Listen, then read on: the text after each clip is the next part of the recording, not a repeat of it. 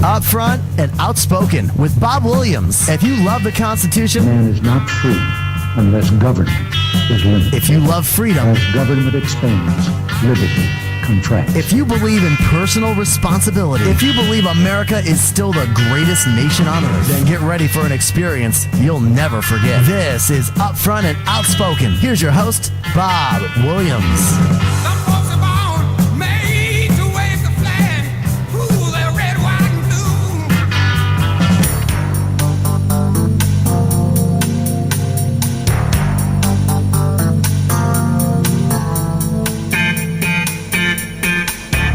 And welcome back. This is Upfront Outspoken. Of course, I'm your host, Bob Williams, with you here on this Tuesday. We have a very special panel in the wind. What can I say? They're waiting very patiently. What we're going to be talking about is what happened down in Sydney, Australia yesterday. And my panel includes Europe, Australia, and here in the United States. I'm talking about Jonathan Wolfman, author, activist, in Maryland. I'm talking about Arjuna Krishna-das in Spain, and also Paul Colyvan. He is a member of Born in Bred, the Red Dirt group down there in Australia. He's going to be joining the panel. But first, before I bring everybody on, I want to air about a 4-minute clip that was heard on NBC News last night. Good evening. It was one of the worst days in the modern history of one of the great cities of the world. In Sydney, Australia, one man, now dead, held 17 innocent people in a storefront standoff from day into night before it ended in flashbang grenades and gunfire. And not all of the innocents, sadly, got out alive. It's where we begin our coverage tonight with NBC's Sarah James in Sydney, Australia. Sarah, good evening. Sydney is in shock. No one believes something like this could happen here, Brian, with 2 hostages dead and others injured. I'm standing just a few hundred yards from the cafe where it all began, and that is now a crime scene. Many questions remain today. Police say this is an active investigation. After more than 16 hours, the siege ended in violence. Heavily armed police stormed the cafe using what appeared to be stun grenades after hearing gunfire inside. As paramedics raced to the scene, stretchers ready. They made the call because they believed that at that time, if they didn't enter, there would have been many more lives lost. It all began during morning rush hour. At 9:45, police are called to the Lindt Chocolate Cafe in downtown Sydney, the busy heart of the business district in Australia's biggest city. 17 hostages inside. They're forced to hold up a flag showing the Islamic Declaration of Faith written in Arabic. One after another, hostages stand in the window at gunpoint, some for hours. Others later post the gunman's demands on social media. He wants an ISIS flag and to talk to the Australian Prime Minister. As the news spreads, air traffic over Sydney is diverted. There are evacuations. The Sydney Opera House, the U.S. Consulate, which issues an emergency warning to Americans. And directly across from the cafe, the Channel 7 newsroom, where a police sniper takes up a position. We saw some chilling scenes as the gunman forced these hostages up against the glass window. The gunman is spotted through the window, later identified as Iranian-born Manharan Manis, a self-styled radical sheikh with a history of trouble with the law, who is on bail facing charges of accessory for the murder of his ex-wife. 6 hours into the crisis, 3 hostages somehow escape. At 9 p.m., the cafe lights go out. The police don night vision goggles. Then at 2:08 in the morning, the hostages suddenly run for their lives. Police storm the building. In the shooting, the gunman is killed. So are 2 hostages, a man and woman, both in their 30s. Bloodshed to end a nightmare. Sarah James, NBC News, Sydney. This is Richard Engel. We've heard the term before, a lone wolf, a terrorist who strikes out on his own. In Sydney, it was a Muslim extremist with a loose grip on reality and a long rap sheet, a self-promoter who craved media attention. It's people like him, loners, outcasts with delusions of glory and revenge, who are most susceptible to the propaganda posted by groups like ISIS. They're saying you don't need to travel to Syria to be effective, to be a warrior for us. You can take the fight to the citizens in your own country. In the West, deadly incidents are happening with alarming regularity. In Canada, in October, a gunman who shot soldiers in Parliament was inspired by ISIS. Days later, in New York, a man whose social media profile was full of ISIS propaganda attacked police with a hatchet. And the Tsarnaev brothers in Boston, inspired to kill Americans by a radical Islamic ideology. People are worried we're going to see these kind of lone wolf attacks in the United States. But we already are seeing them. We've seen them. We've seen what happened in Boston. You can go back even to Fort Hood. So we've seen it in the United States. And certainly the potential for violence here is great because of the amount of weapons available on the street. The U.S. has seen lone wolves before, and experts say we'll see more of them. 2 new studies indicate that around 30 to 40% of these lone wolf attackers are deranged and have some form of mental illness. So I think the term lone wolf is somewhat more romantic than it needs to be for these individuals. All right, at this time, I want to bring in my panel, which includes Paul Colyvan, who is right there in Australia, Arjuna, who is in Spain, and of course Jonathan Wolfman, who is right here in the United States. I want to welcome everyone for joining into this discussion this morning. Now, Paul, I want to bring you in first, since you live right there in Australia. How are the people that you've been talking to taking to what happened yesterday? Look, it's all pretty dramatic, and you know, most of the people that I've spoken to have got a shocking echo on this. But anyway, just thinking of Katrina Dawson and Tory Johnson, their families, their friends, and the other hostage people. They were that's who everyone's thinking about, and also the cops that had to deal with that stuff too. It's all pretty traumatic for everyone involved. So everyone's just sort of thinking about what people are going through that have been through it. So yeah, that's pretty much it. Now, Australia is known for a very peaceful country, and then all of a sudden to have this thrown in your laps down there has to be something that Prime Minister Abbott is going to be, as we would put it here in the United States, jumping on. From what you have been hearing through the media sources down there in Australia, how has Abbott reacted to this? Pretty much as any politician would, basically. He's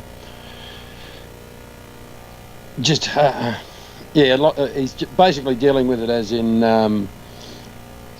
again, the people involved, and backing the police, basically, in what they did and how they did it. This is not something brand new to Australia. We've had hostage situations before. Whether it's I love that term lone wolf. Like we have a term in Australia just called a single dickhead, and that's what the guy was basically. He was just a lunatic that did some damage. No one's got any time or energy for people like that in this country, your country, any country. So of course, the politicians will be backing what the police did and the way they dealt with it. When every politician's got to be dodging bullets anyway, so that's his stand on it. And certainly Abbott and Bill Shorten, who's the head of the opposition, same thing. Everyone's just on the side of the families and people involved, basically. Along with the Premier of New South Wales, and he's basically like the Governor of New South Wales. So, and I suppose what makes it more dramatic is just where it was. In that, you have hostage situations and they're in the suburbs, but this was in the middle of Sydney, in Martin Place, which is it's the financial centre of Sydney too, so which is a very, very busy centre, and it's a lot different to American cities where the centre of the city is very, very busy. I know New York and all the rest of it, but a lot of American cities, the CBD isn't the busiest part of town, where in Sydney it is. It's really the hub of Sydney itself. Yeah, we've at that been time of the day, it's just ridiculously busy. You know, it's a city. Australia's only got 23 million or 26 million people. It's the size of Texas, but the city itself is, it's a city of 4 million people. It's a busy, big city. It's got like I said, 4 million people, but it's a layout. It's as big as London. So it's a big city. But I suppose that's what made it so dramatic, is that it was right there in everyone's faces too. So. We've heard that the where this attack occurred is what in the States they're referring to. It's the Times Square of Australia. I want to bring Arjuna in on this. Now, Arjuna, you are in Spain, and what happened in Australia? How are people taking it over in Europe at the time? Well, it only happened yesterday, and so I've not been talking to enormous numbers of people about it. Spain, as you know, has been the victim of the worst terrorist atrocity that was carried out in the whole of Europe, with the Madrid train bombings in 2006, I think it was. But really, when this happens around the other side of the world, this is in a context of around 5,000 people being murdered by jihad terror attacks every month. There's more than one 9/11 going on every month. So most people really are shaking their heads and going, this is absolutely outrageous. The world's gone mad. What can we do, etc. It's in that context of continuing violence happening on a daily basis. Nobody that I know has any sympathy for the attacker or the attackers, and people want to see it over. But the security services do very well in a reactive way. But as long as we don't look at deeper and at the cause of this jihad which is being waged, then it's going to continue. Now, Jonathan, being here in the United States, I'm certain you've heard it on all the news wires as well. What is your impression about what happened yesterday?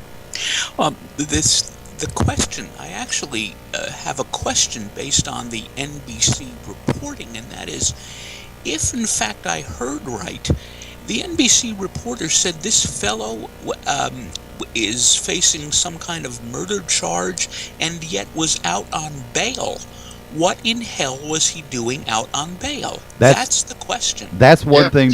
How bad do you have to be before you're going to be imprisoned? Well, that's the one thing that did come out is all the news services. Yes, this guy did have a very extensive criminal record, and he was facing charges. And why he was released, there's always going to be questions like that. Now, let me say here, this is not to criticize Australia in any way.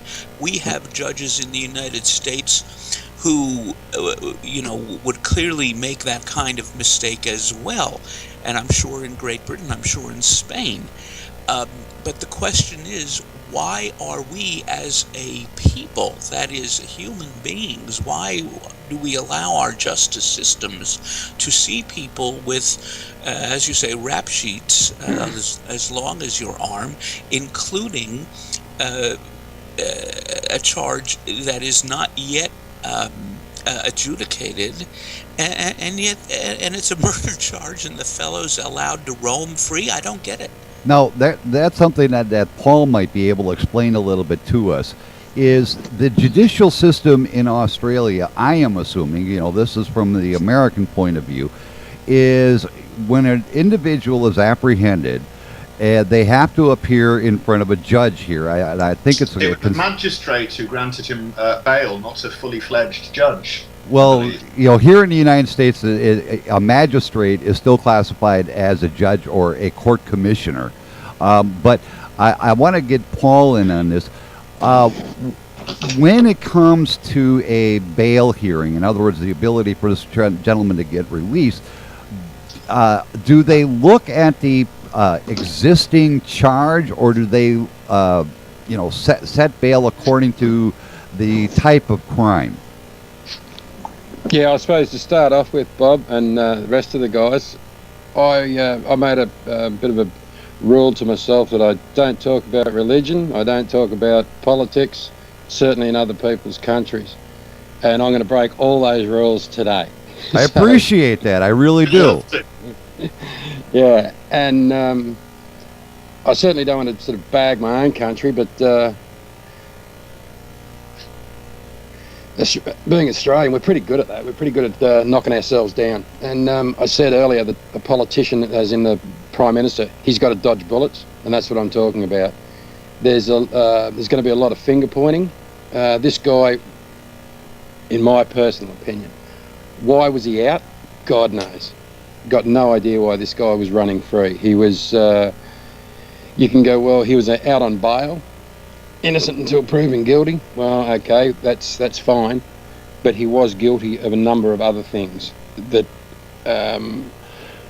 he was guilty of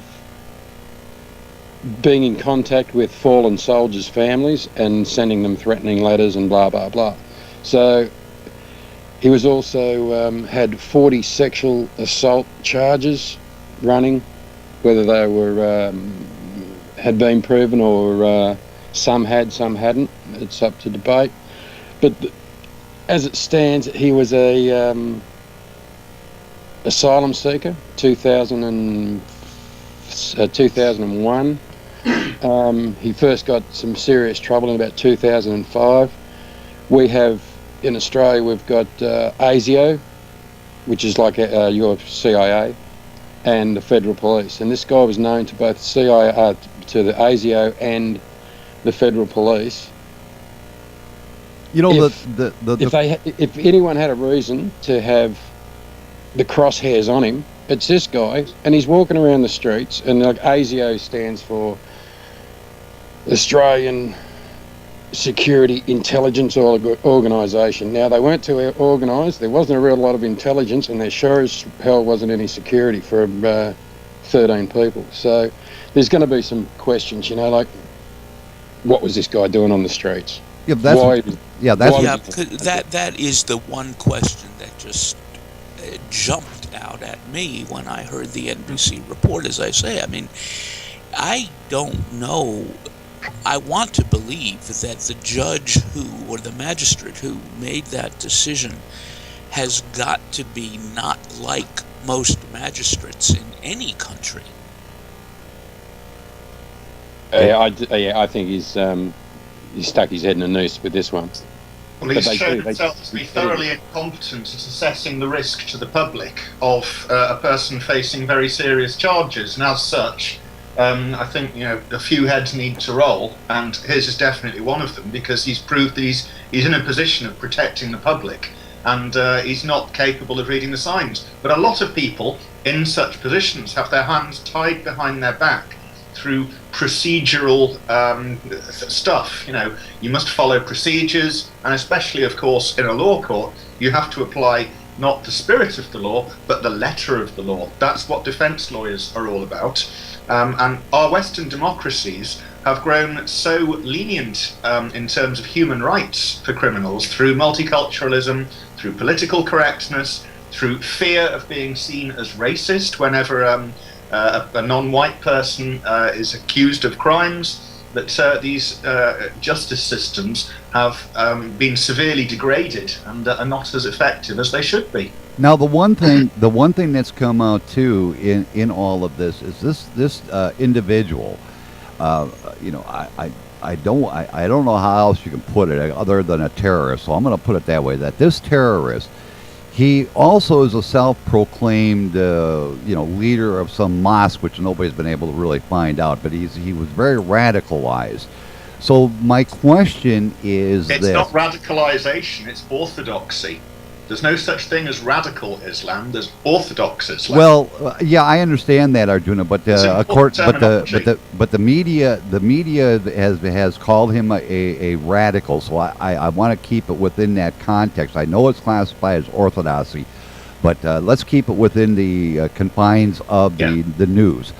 But the thing being is that this particular individual, he is a self-proclaimed quote unquote radicalized minister or whatever. I don't know what it's classified in the Muslim religion, but you know, the thing that's bothering me most about this guy is the fact that here he has this extremely extensive criminal history, and Paul's been, you know, very, very polite about bringing this to light, and yet he is being released on bail to do more acts of terrorism. Do you think, Paul, that given what happened yesterday, the potential of reevaluating the judicial system in Australia about individuals that have such an extensive record will be reviewed and how should I say, updated? Well, it's interesting that you mention that, because he was out on bail. Now the law about how they let someone out on bail is up. They're changing the law, because the amount of times that people have been let out on bail and carried on with crimes, i.e. Murder. There was a young guy killed by his father who was out on bail this time last year. The list goes on and on about people that are out on bail, and they were changing the law, and they're in the process now, but it's just too late. And as Arjuna said, you know, with the people wanting to do the right thing but having their hands tied, and you know, it's just such a soft way of dealing with things, or excusing things. Oh, I can't do it because my hands are tied. You know, well, that's, you know, 1945, the Nuremberg trials. You know, that you can't get away with that excuse anymore. You know, you just can't do it. You either change things or you don't. And it also seems to me that if you begin to change things now, and the impetus for changing the bail rules now, and I realize you're saying that the changes are already proposed and underway, but now if they're changed, wouldn't it be simple for the ordinary citizen to say, yeah, now that we're dealing with super terrorists, sure, they change it, but the ordinary citizen is hardly protected, and has been hardly protected, because clearly this is not the first killer who's been let loose. Well, it's also...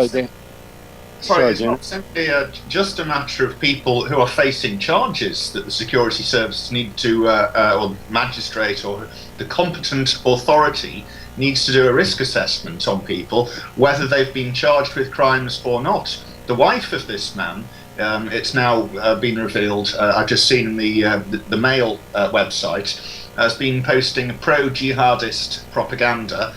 She was delighted about the Bali bombing, delighted about 9/11. She's delighted about terrorist activities, and yet she hasn't been charged with anything. But clearly, it's unacceptable for any individual to be going around a free society promoting terrorism against that society. So the risk assessment needs to include people, whether they've been charged with crimes or not, based on their activities or those activities themselves. If you're calling for the bombing of innocent people, then that is not acceptable. And of course, innocent has a different word for you and me and most people than it has for a jihadist. A jihadist, if a person does not subscribe to their particular brand of Islam, it's mostly Sunni, the terrorists, but they're all brands of Islam. Sunni is the worst brand, but if you're even a Shiite Muslim, you're not innocent. You are an apostate. Now, Paul, you were about to say something right after Jonathan's comment. Go ahead. I can't remember.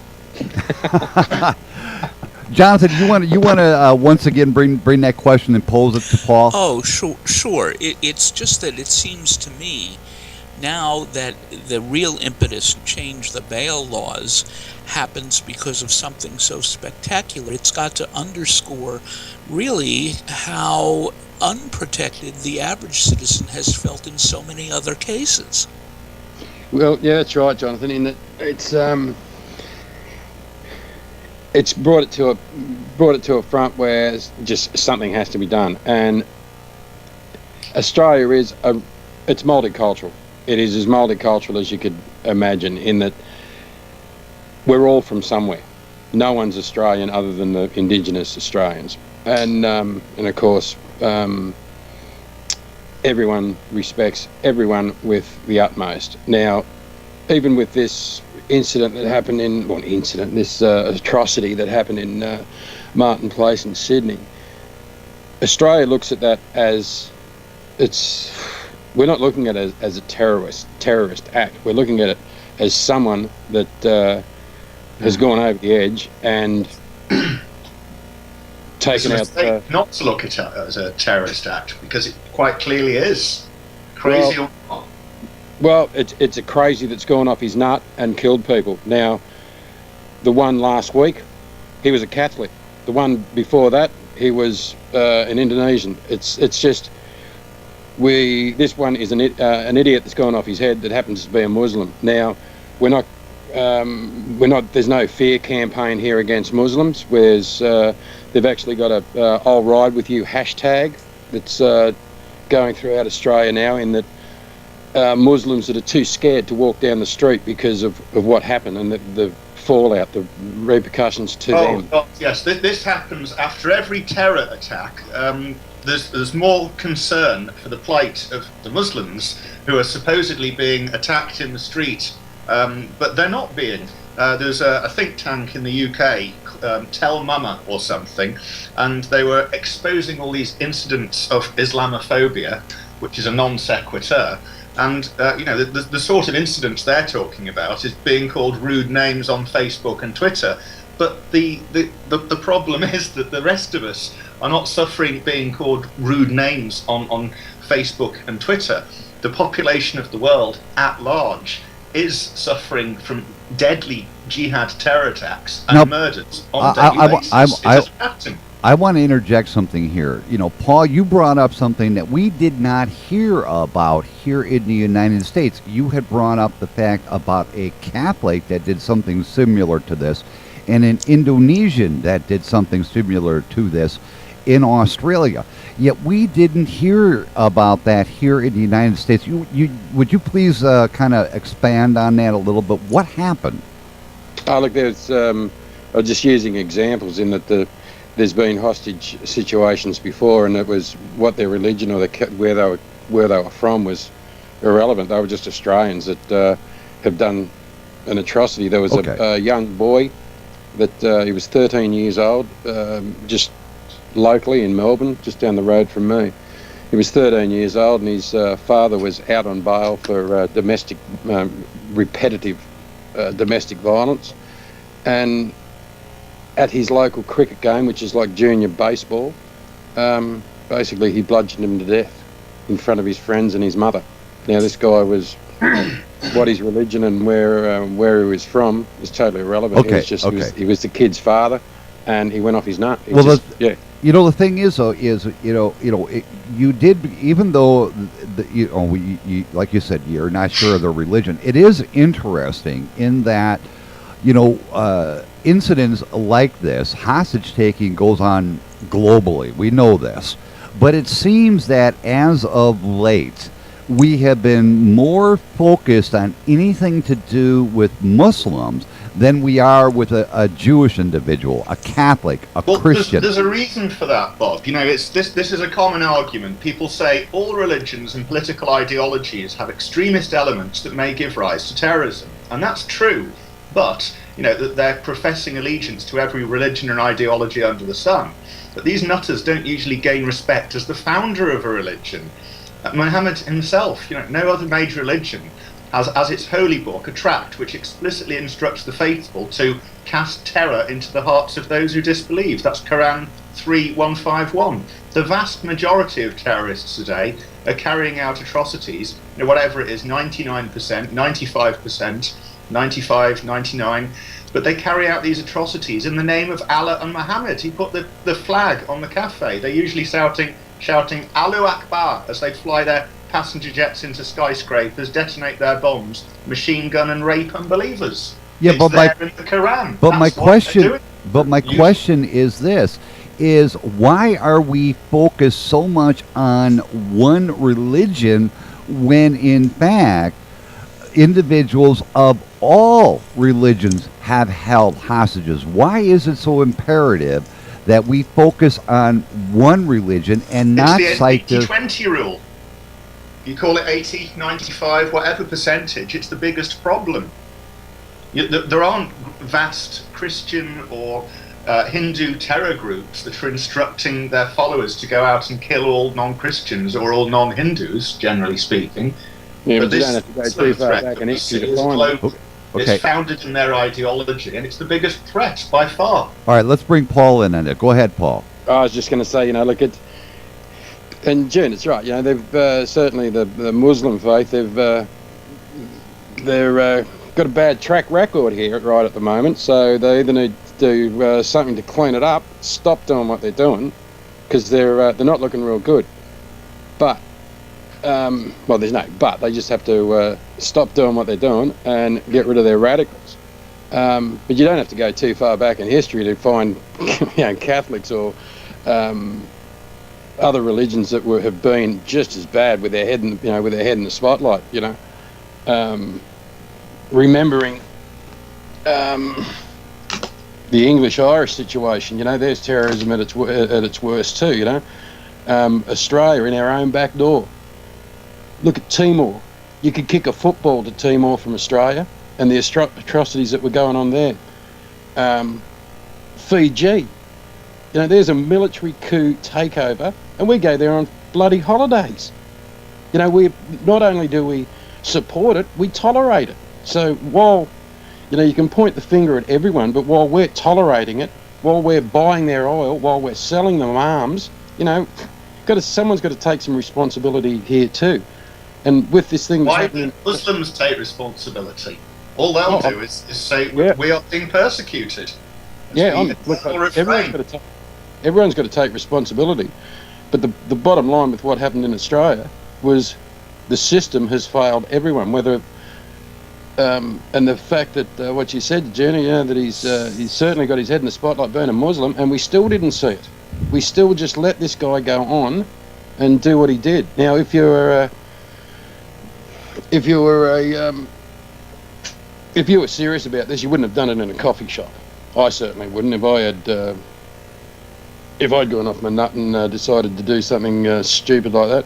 Well, in his own warped mind, it's a rational target because he has created terror in the hearts of the disbelievers. Or he's just really bad at it and can't get in anywhere else. Well, what's classified? He's succeeded. He's cast terror into the hearts of those who disbelieve, just as the Quran tells him. Well, he's a nutter, but he's also following the Quran. Let me interrupt you for just a second, guys. Here, to many's eyes, and Jonathan will probably agree to this, by attacking that or attacking, let's say, a Walmart or something else, that's what we call a soft target, one where there's not the security that you have around a prime minister's house or the state capitol or some monument. Those are classified as soft targets. So maybe in this guy's mind, and I'm not trying to put myself in his place, he thought that, number one, we're in the Times Square of Australia, and it's going to create turmoil, which he caused. It's also going to give a huge impact, which it did. He got global attention for it. In fact, we were airing the live broadcast right from Channel 7 right there in Australia all yesterday morning. But, this is classified as a soft target. So, in my understanding is that he created the terror he wanted to. And now the question comes up is, how are the people in Australia going to react, or are you going to be possibly implementing stricter regulations on people that have extensive criminal records? Are they going to be on a watch list? My question, I guess, is simply this, and I'm going to direct it to Paul first, and then I want to get Jonathan in on this, is, do you think it would be best that all intelligence agencies be more focused on the here and now by using the past events. Yeah, I suppose they're the agencies have got to use the tools around them, and if they haven't got the tools, they have to go and get it. And there's just, to me, there was this guy was just highlighted. He should have been in the crosshairs from day one. Being a soft target, I suppose Australia's a little bit different. It's a bit of a backwater. We've got a lot of soft targets. You could walk into the MCG and do something, which is the Melbourne Cricket Ground, on Grand Final day. We're much more relaxed than what it is in the States or in England, for argument's sake. What I think should happen, rather than X-raying people when they get on a plane, they should get everyone on board a baseball bat when they sit them down. We've got to start getting hard-asked about the ramifications. It's all, as Arjuna said, it's all too soft. No one's taking responsibility. It's time to be hard-asked. And in Australia, we had a shooting atrocity, and they took guns off everyone. That's how hard-asked we can be here. There was a shooting atrocity at Port Arthur, and they took everyone's guns off them. Now, that's unimaginable in the States. I'm hoping that they change bail rules. I hope they change anti-terrorist rules. I hope they change the highlighting of suspicious people. I also hope that they change the rules in asylum seekers. Remembering this guy was an asylum seeker. He came here because it was all too hard somewhere else. So I hope they change a number of things, and I hope they change it tomorrow. Jonathan, go ahead. It seems to me that as soon as the word gets further out that there were people, including, I think you guys said the fellow's wife, celebrating this on the internet, the differences between soft and hard targets, the differences between terrorist jihad organization and lone wolf, those differences aren't going to matter to anybody. The fact of the matter is, this is simply one more incident that is going to ratify and cement in people's minds that these people are absolutely untrustworthy, that they need to be watched, that they need to have these lists. Let me make an analogy for you all. You remember when the Exxon Valdez ship up in, I think, the Alaskan waters dumped all that oil. Well, from that point on, every tiny little oil spill anywhere in the world for 5 years was front page news. And sometimes it still is. But what people don't realize is that before that enormous one, the Exxon Valdez spill, there were hundreds of thousands of spills over the oil spills, small ones, medium ones, in the previous 15, 25, 30 years that nobody ever took any account of. And so that's what 9/11 has done. That's what 9/11 has done. It makes the distinctions that we are speaking about academically between soft and hard targets, between lone wolves and jihad groups, it makes those differences in a political sense and in a public relations sense almost negligible as to these differences. Now, Arjuna, a comment from you. Yes, Bob. Your original question was really about how Australia should react or is going to react about this. Well, it's not just Australia. How do we deal with this on a global? Although this particular incident did occur in Australia, I'm talking. I didn't mean it specifically towards Australia, but I kind of meant it more on a global.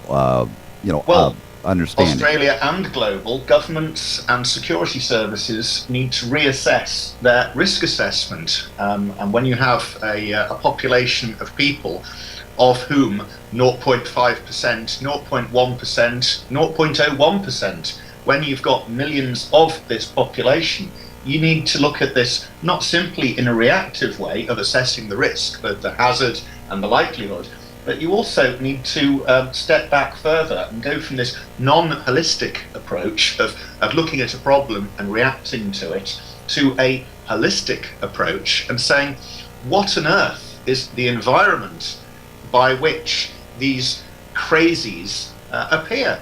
And in 99% of cases, the environment is adherent to Orthodox Islam. We need, the security services need, the governments need, and the populations of countries who are engaging in these ridiculous campaigns, like I'll sit next to you on the bus. You're victim. No, Muslims are not victims. Muslims have a very bad track record of being aggressors. They are calm, nice, and cuddly, most of them. They're calm, nice, and cuddly when they're in a minority, but when they reach a critical mass, then they're not victims, they are aggressors. Those Muslims who are simply following the instructions of the liar, paedophile, and warmonger Muhammad. I've done extensive research into this for my book, Defeating the Islamic State, which should be out in a couple of months. And the whole thing is rotten to the core. When somebody is a nice guy and a Muslim, they're a nice guy despite being a Muslim, or they're a nice guy to your face, because the Holy Book itself says, do not make friends with the people of the book, the Jews and the Christians. It says the Jews and the Christians are pigs, they're like asses. You don't hear the interfaith imams talk about these nasty verses of the Quran. They'll find a few nice verses of the Quran from Muhammad's early life in Mecca, where indeed his followers were driven out and they were vilified and he was laughed at. So very nice peaceful verses there, which they'll always wheel out. But these verses were abrogated by the later verses of hate and violence. Well, the question that I have is, and once again, I definitely want to, focus on the recent events down in Sydney, is that, Paul, with you being down there, and I'm sure many of those Islamic organizations are coming up to try to say, hey, look, this was a radical, this was a nutcase, this is not who we are.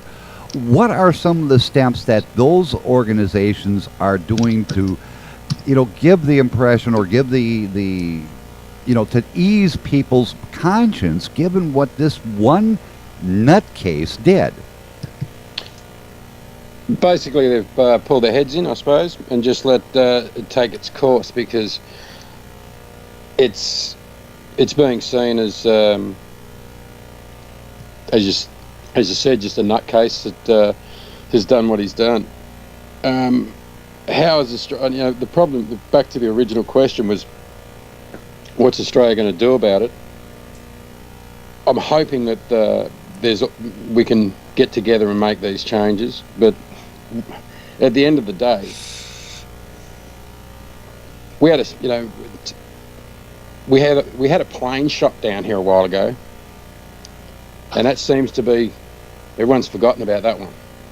Right. We had a plane shot down. We had a plane shot down where hundreds of people were killed, and our Prime Minister says he's going to deal with the Russian Prime Minister when he's on his doorstep at G20 in Brisbane. And I don't know, nothing come of that. They shot a plane down. Right. Yeah. If memory serves me right, you're talking about the one that the Malaysian plane that was shot down in Ukraine. And they lost another one, and nothing's happened about that. That's costing Australia millions of dollars looking for the thing. The lost plane was piloted by a Muslim who may well have been committing murder-suicide. Is one of the theories. Nobody knows for certain, but that's one of the theories. But no one's real concerned about that one anymore. It's just, and I'm just afraid that in 2 weeks' time, this will be all forgotten and nothing will be done about it. So here's the question that I want to throw to everybody, and I want to give everybody the opportunity to answer, is how do we make sure that incidents like the Ukrainian flight that was shot down, the Malaysian flight that was lost somewhere in the ocean, this incident yesterday, how do we make sure that these incidents are not forgotten? And I want to start it out with Jonathan, then I'm going to go down the line. Jonathan, your comment. Well, one way, of course, is to have more programs like the one we're on. I mean, look at this. Look at the audience of this program are being treated to, well, we're none of us experts. We're concerned, we read, and we're from, quite literally, the four corners of the earth. Audiences, other radio networks ought to do what we do. And I also think that one way would be to have people write articles about the fact that it doesn't matter if the guy is a lone wolf or not, if in fact others are celebrating it as part of jihad. Arjuna, your turn. We shouldn't forget individual incidents. What we need to do is something which will stop each individual incident from occurring. You don't do that simply by looking at this particular bunch of plotters, that particular lunatic who's posting incendiary material on Facebook. This is part of a holistic strategy, but we need to see the big picture. The big picture is that just since 2001, there have been over 24,000 deadly jihad attacks. You can see them numbered and listed on the Religion of Peace, I think it's .org, and several academic studies into this. We need to realize there are around 5,000 people a month. That's more than a 9/11. It's like 1.5 9/11s going on every month. And stop thinking, oh, it's just happening in there's some crazy African country or some crazy Middle Eastern country. It's happening all over the world. We need to be aware of this, and we need to deal with it in a holistic way, saying it's not a one-off event. It's going on every single day. Why is it going on? What are the causes of jihad? And what can we do to stop it? What we can do to stop it is we can stop having this ridiculous idea of multiculturalism that you'll take some random voodoo stuff, that cannibalization and ceremonies and burning children because they're witches. This is not a culture which is of equal validity with Judeo-Christianity or Hinduism. This is a barbaric culture. And this cultural relativism, which says I must respect your religion, whatever it is ridiculous. It's nonsense. There's no basic in rationality for it. We have to say our culture is superior to these particular cultures. Some of these cultures will respect their harmless, there's nice dancing and so on, but we have to have pride in our Western civilization. Say our Western civilization is more or less maturing into a very sensible society where everyone's rights are protected. And also in the sphere of human rights, the idea of human rights is absolutely brilliant, but the way, and it's a very necessary cornerstone of our free democratic societies. The problem is, the way this is applied is there is no balance of the human rights of the victims or potential victims of somebody who's a criminal or a jihadist of any kind.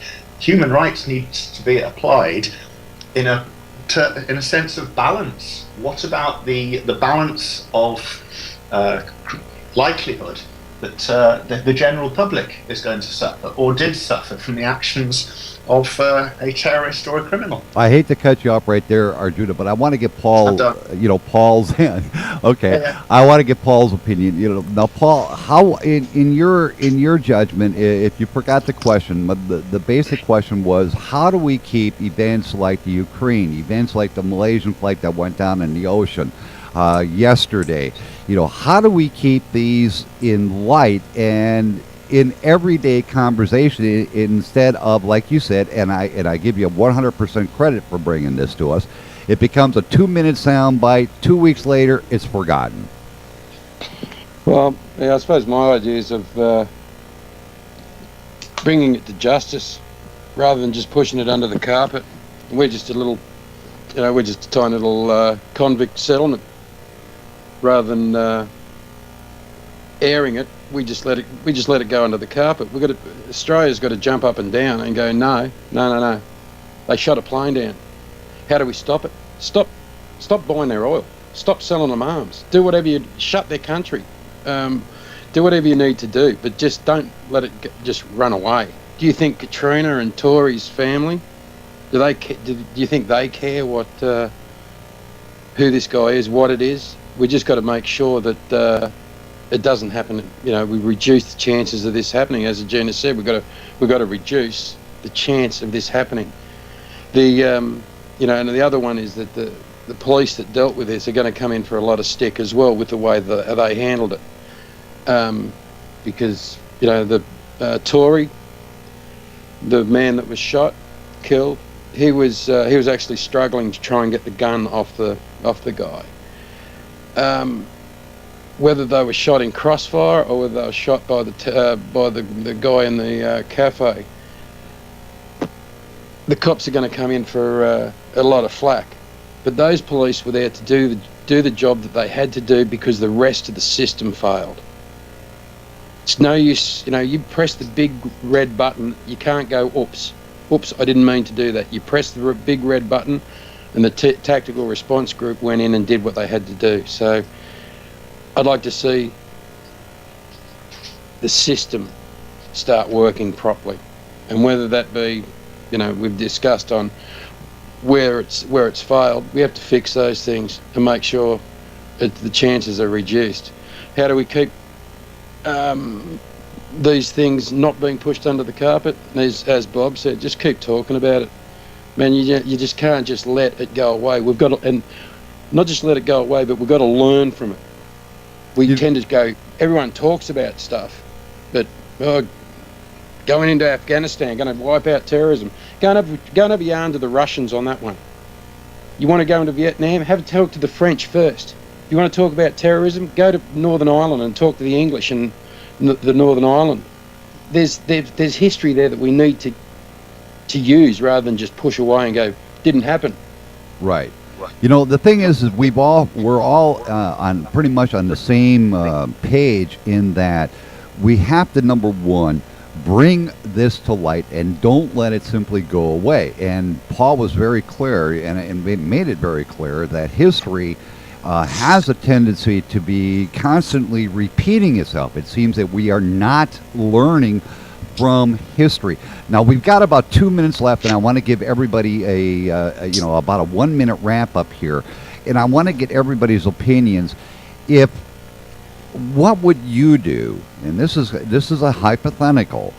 What would you do, given what has occurred in your individual countries? If you were the Prime Minister or the President of the United States, or whatever, what would be your initial number one, your initial reaction, and number two, what you would do to prevent this from occurring again? Now, I remind you, I'm going to bear this in mind. Everybody's got 1 minute. Jonathan, you start out. I think the first thing I would do is very practical, and that is nobody, regardless of faith or background, who has anything like the list of crimes attributed to his name as this joker had, gets any consideration, let alone out on bail.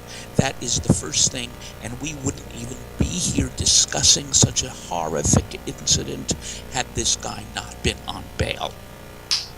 Arjuna? We need to declare Islam a racketeering and terrorist organisation in all its manifestations, in all its associations, in all its mosques.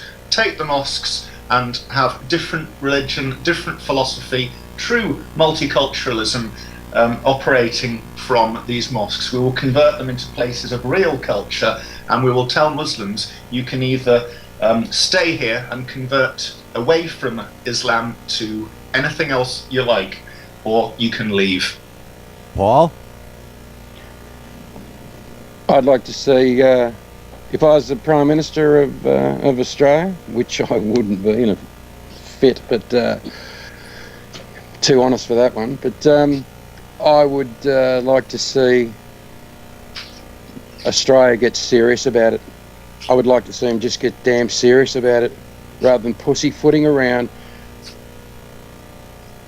Bring in the penalties, bring in the the law to bring these people to justice, rather than just, we're not serious. We're just not serious, and we need to be. We need to be really serious about this. It's amateur hour. Yeah. It was on TV. It was reality TV. What's that about? Get serious about it. We need to educate ourselves in the books of Islam and understand what it's all about. Well, I hate to interject this, guys. We definitely need to bring this panel back again in the very near future, because this is an ongoing discussion that everybody needs to have. I'm going to ask my guests all to hold on for a minute, and everybody else. It's time for me to get out of here. Stay tuned, because coming up right after NPR News, Ed Till will be with you all the way up until 4 o'clock. Until tomorrow morning, 6 a.m., this is Bob Williams. Take care of yourselves.